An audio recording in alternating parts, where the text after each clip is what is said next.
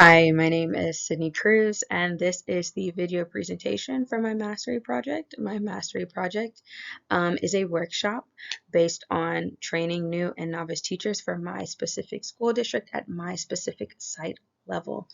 I chose this because it's something that I've done before, and two, something I feel very passionately about. It's something that's important to me. I don't take pride in being just an educator of school-age children. I also take a lot of pride in being an educator and a resource to incoming teachers into the field, because teacher retention is something that is very near and dear to my heart. So with that, we'll jump right into it. So the problem addressed in this workshop is the problem of burnout and its effects on teacher retention rates.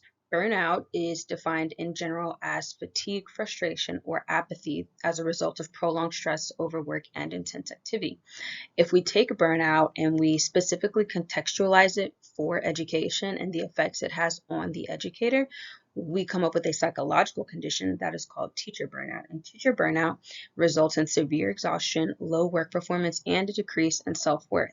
According to Rosenberg 2020, teacher burnout is the #1 contributing factor as to why first-year teachers are leaving the field of education within the first 3 years of their career. Now, how can this be combated? Well, administrators, site level administrators like principals, can reduce the workload for new and novice teachers by creating an environment that focuses on allowing those new teachers to observe veteran teachers, to reflect on their own practice, and to develop teacher efficacy to help improve their own teaching practice. Teachers are going in, and I can speak from experience, first year teachers are going into these classrooms for the first time and they feel unprepared. They feel unqualified and they feel unsupported. They feel like they don't know what questions to ask and the answers they get aren't enough. They feel like they don't have enough. So it's important that our site level administrators, your principals, and your districts, your school districts, are viewing teaching as a labor market and are understanding the effect of teachers and the need for teachers based on the number of students coming in, how that's affecting the number of teachers that they need, and what they need to do to keep those teachers in place for the following school years to lower those rates of teacher retention. Since teaching is a labor market, it's composed of the supply of students and the demand of teachers needed to teach them. That means student enrollment directly influences teacher demand. An increase in student enrollment requires an increase in teacher demand. If you look at the chart to the right, you'll see that they have a projected number of teachers needed by 2025 and an actual projection of how many teachers are going to be available by 2025. And it's almost 100,000 person difference. That's a major problem. That's why we're currently still in a nationwide teacher shortage. But not only are we experiencing a nationwide teacher shortage, but very specifically, low and high poverty communities are experiencing very, very, very high rates of teacher shortages and low teacher retention, because the toll on teachers' mental health and schools that are economically disadvantaged, that service children that are economically disadvantaged, are dealing with things such as more negative student behaviors, um, unprepared for instruction, lack of resources, lack of parent involvement. And that is contributing to those factors we discussed that lead to teacher burnout. Now, if administrators want to continue to work towards that proactively, they need to create communities within their schools that are supportive of teachers, that are encouraging them to collaborate with their peers, and that are giving them a sense of purpose. Garcia and Weiss talk about how important it is that teachers have a sense of purpose. Now, we want administrators to develop mentoring programs, which is where my program comes into place. My program, it was developed by my site level administrators for first year teachers to help better prepare them to handle those negative working conditions like student disengagement, student misbehaviors, insufficient instruction, lack of resources, all of that. So moving forward, we're going to focus on not just the nationwide shortages, but we're going to focus on just my school and where I facilitate this workshop.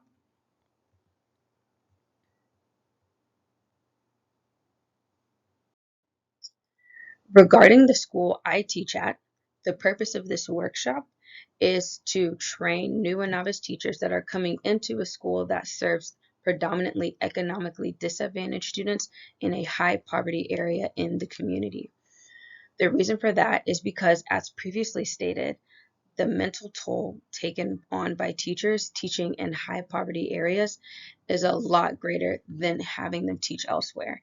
My school is not only in a high poverty area, it is the lowest ranked school in the district, and it has one of the highest rates of teacher turnover in the whole school district.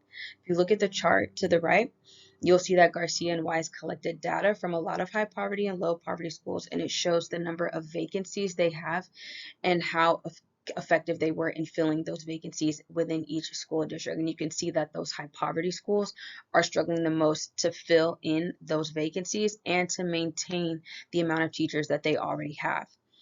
The goal that my administrators had in mind when they created this program, as well as my vision as the facilitator when preparing the materials and when designing the instruction, is to provide our first year teachers with multiple foundational skills and to provide them with various tools and strategies that are going to help them learn to better manage their time and to help them better develop as a teacher so that they can eliminate a lot of those effects of teacher burnout, and we can hopefully increase our rates at my side level of teacher retention.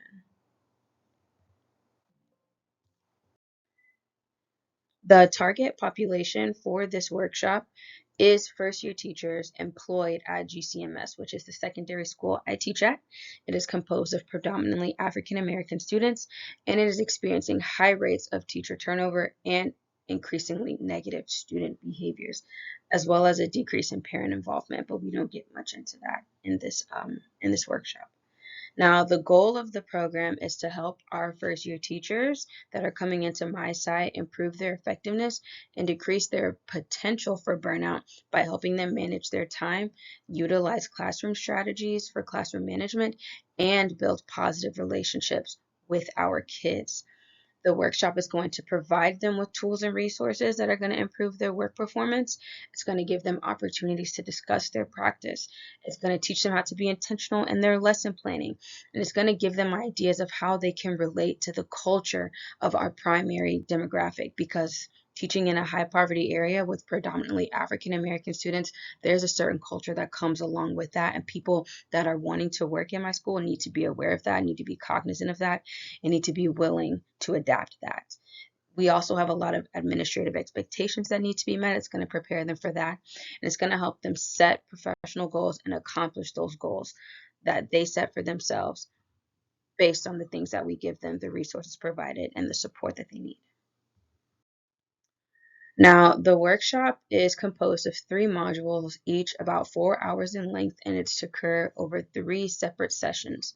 Ideally, the instructional portion of this workshop would occur over 3 days, 1 day for each module, 4 hours, give or take, to go through the teaching portion, the learning portion. However, that has had to be changed. Each time I facilitate, I'm given a different amount of time to train. I'm training at a different time of the year, so I've had to make adjustments, but we'll talk a little bit more about that later. The teacher is expected to attend 1 session a day, beginning 2 weeks prior to the start of school. And the instructional methods within the workshop involve researching, brainstorming, demonstrating, and reflecting. Now, the researching portion, that's a little generous. The research is provided to them. They're more analyzing the research as opposed to going out and finding it. The evaluative portion, though, of the workshop, in which they evaluate themselves based on the goals that they've set and the work that we've completed, is ideally going to be an ongoing process that occurs throughout the school year based on the teachers' mentoring schedules. They do have mentors that are assigned to them by our site level administrators. I serve as a mentor as well as a facilitator for this program, and I work hand in hand with the mentoring program as facilitator of this training to best meet the needs of the teacher and to best follow this course outline as you see here in the course description. So the workshop is split into 3 modules, and each module addresses 1 or 2 learning objectives. Now, the first module is the only module that addresses 2 learning objectives, as you can see here, and they're grouped together because they are both taught within the same day, but they use separate activities in order to achieve mastery. So that's why I have them listed separate here. The first objective is that after the first 2 weeks of school, the teacher should be able to identify and reflect upon 3 or more time-based deficits of their own in 1 hour.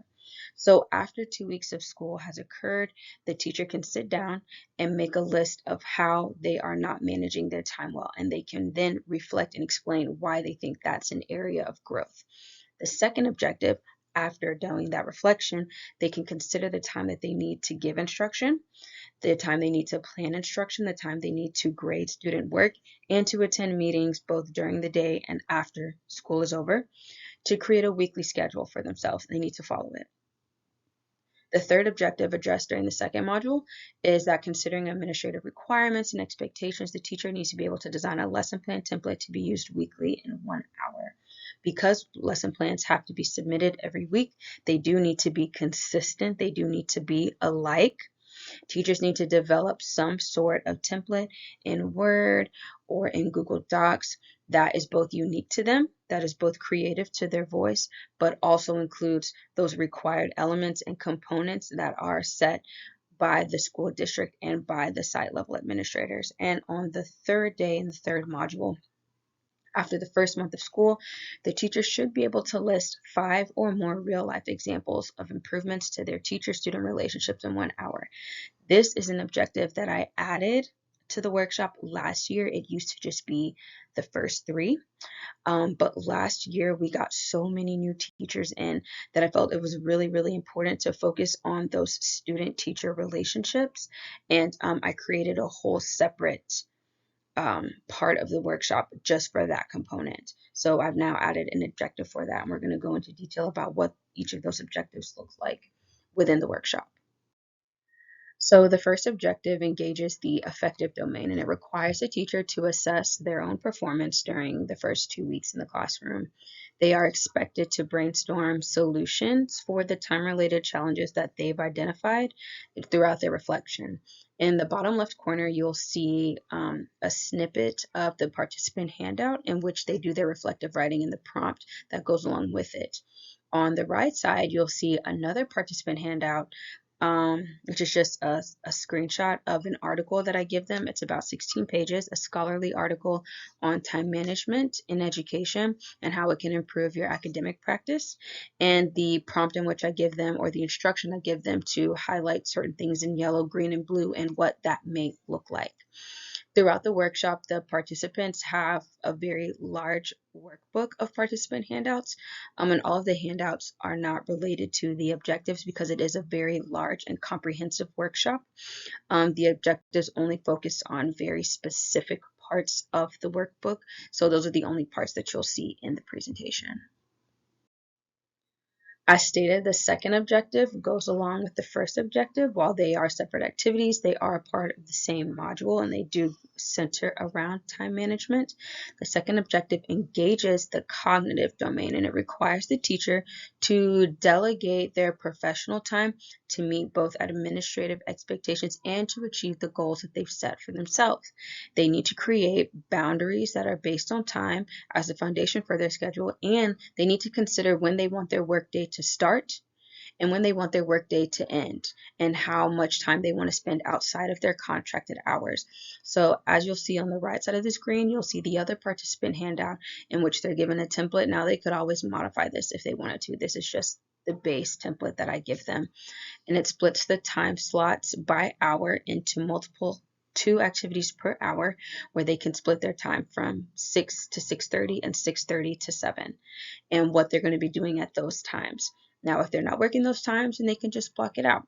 But they're given about over 12 hours, 15 hours total, to plan out their whole day, to see how much they're willing to work beyond their contracted time and what work needs to get done within those contracted hours or within those designated hours of work. Now, the third objective engages both the cognitive and psychomotor domains, and it requires the teacher to consider the lesson plan elements that are required by their administrators as well as by the district, and to use Microsoft Word formatting to maintain conciseness and clarity with their template. However, we do want the template to reflect their individuality. We want it to be unique. We want it to be creative, but they're not going to be evaluated on those things. The school I work for, the district I work in, uses the Madeline Hunter lesson template, which uses the components listed there and the image to the right. But my school district also requires lesson plans to assign instructional responsibilities to both the general education teacher and for those of us that have a second teacher in the room that does special ed teaching or provides inclusion services, in an additional component of the lesson plan called teacher roles. So that's something else some of our new and novice teachers need to consider when creating their template, is what role their inclusion teacher or their special education teacher is going to play instructionally within their classroom, and then to detail that in their lesson plan, because that is also required by the district. The fourth and final objective engages the affective domain, and it requires the teacher to describe their relationships with their students over the course of 1 month of school. The teacher is going to have to explain what strategies or methods they use to develop those relationships, or what events led to the development of those relationships after having spent 4 weeks with them. Now, ideally, on day one, the teachers are assigned 4 chapters from this book here for white folks who teach in the hood, and the rest of y'all too. And they are to read those 4 chapters, chapter 1, chapter 2, chapter 6, and chapter 10, over the course of day 1 and day 2 at home on their own time, so that when they come in on day 3, we can discuss it whole group. Now, as off-putting as the title may be, a part of the workshop is to be very transparent with our teachers. We teach 90% African American students. There is a certain culture that comes with that. There is a certain level of respect that the teachers need to have that, and a certain level of understanding for our students that comes with that. And this book does a really good job of essentially keeping it real about what it's like to teach students in high poverty areas, what it's like to work in an economically disadvantaged area. And I went through the book as a facilitator, and I read it myself, and I identified chapters that I felt were the most relevant to my site and to our needs as a school. And I provide them with certain reflective questions after each chapter that we discuss whole group. Like, for example, chapter 2 talks about courage, and it asked the teachers, after we've read the chapter, I asked them, why do you guys think some educators are so scared of building meaningful relationships with their students? And has that ever been something you're concerned about? And over the course of your time with the kids, whenever we do have this conversation, or in your past experiences, whether it be with student teaching or at another school as a certified teacher, what has been your experience building relationships? And we have these long, meaningful conversations about building relationships with kids, and things that worked and things that didn't work, and what we changed and what scares us. And it's an opportunity for teachers to be very vulnerable. And I feel it's the most meaningful part of the whole workshop. It really appeals to the pathos of the profession, right? So I think it's a good addition, and I'm hoping to expand on that over the course of the next few years. If I'm given the opportunity to continue to train new teachers, I would really love to build on this, or to even add more novels. So obviously, in summary, we've learned that the goal of the workshop is for first-year teachers to improve their effectiveness, to decrease the potential for burnout by helping them manage their time, utilize their classroom management strategies, and to build positive relationships with their kids. They also need tools and resources to improve their performance. They need to be intentional in their lesson planning. They need to be respectful and understanding of the culture of the primary demographic. They need to meet administrative expectations, and we need to set and accomplish professional goals. By the end of the workshop, at least the first 3 days, they'll have a good idea of how to go about meeting those objectives, how to go about mastering those objectives. And then by the end of the first month of school, which is usually around the end of the evaluation period, they will have mastered and they will have accomplished some, if not all, of these things. As previously stated, I've facilitated this training 3 times over the course of the last 2 years, and I've modified it every year to accommodate the needs of the incoming novice teachers each year, as well as the number of incoming novice teachers each year. And this third time around, my site level administrators gave me permission to take up one of the teacher's planning periods every week for the first 2 months of school, since I was only given one day to train in order to complete the evaluation and follow-up process. Now, according to the instructional design plan, I'm going to have follow-up appointments with all of the new and novice teachers that scored basic on their evaluations, and we're going to do some post-workshop reflecting based on their schedules, lesson plans, etc. However, after completing the training the last year and then this past year, about 2 weeks ago, I noticed that it's really difficult to to do this as a facilitator when there are more than 5 teachers in the new and novice session. Last year, we had 14 new and novice teachers, and I had to delegate the responsibilities of the follow-up to their mentors. So I had to give the mentors the evaluative rubrics, and I sat down with the mentors and discussed it with them so that they could go and have those individual conversations. But this year we only had 5, right? So decreasing, right? Teacher turnover, right? And I was able to follow up, or I will be able to follow up with those 5 teachers because it is a smaller amount on my own without having to delegate the responsibility to their mentors. Now, because I was limited to one day of instruction, I wasn't really able to go in depth into each module. I kind of had to brush over everything really quickly, but I have been given 1 hour of time every week during teachers' planning periods to kind of go over some of the things I maybe did not get to go into detail with before school started. And so I'll be kind of reviewing the material before I start the evaluative process and the following up process. And because I'll be doing that during the school day, I've had to adjust the objectives to match that. So the measurable time period of each objective has been shortened to 1 hour because teachers' planning periods are only about an hour long. That's the only time that they have. So I've accommodated or I've modified the objectives to match that. Overall, if I'm considering this past year when I just taught it 2 weeks ago, while my time was limited, the workshop itself was very successful. And I got some really great feedback from my new and novice teachers, and they felt really prepared. We just had our first day of school last week, and they felt like they had enough resources going in to kind of survive the heat of the first few days. And they overall felt like they got a lot of great resources, and they feel really confident in asking for help. They feel like help will be given when they ask. They feel supported. And I hope moving forward, as we go through the evaluation process, I'm able to offer more support. But I'm looking forward to see how the program develops again for the following year. I've already started making revisions for the upcoming school year, and the influx of teachers that I'm hopefully not going to have too many of, so that I can really get deep into this content and really focus on preparing these teachers to be not just retained, but to be successful as well. And here are the resources of the charts and information that I used in my presentation. These are also included in my instructional design plan, along with 3 or 4 other sources that did not make their way into the PowerPoint presentation.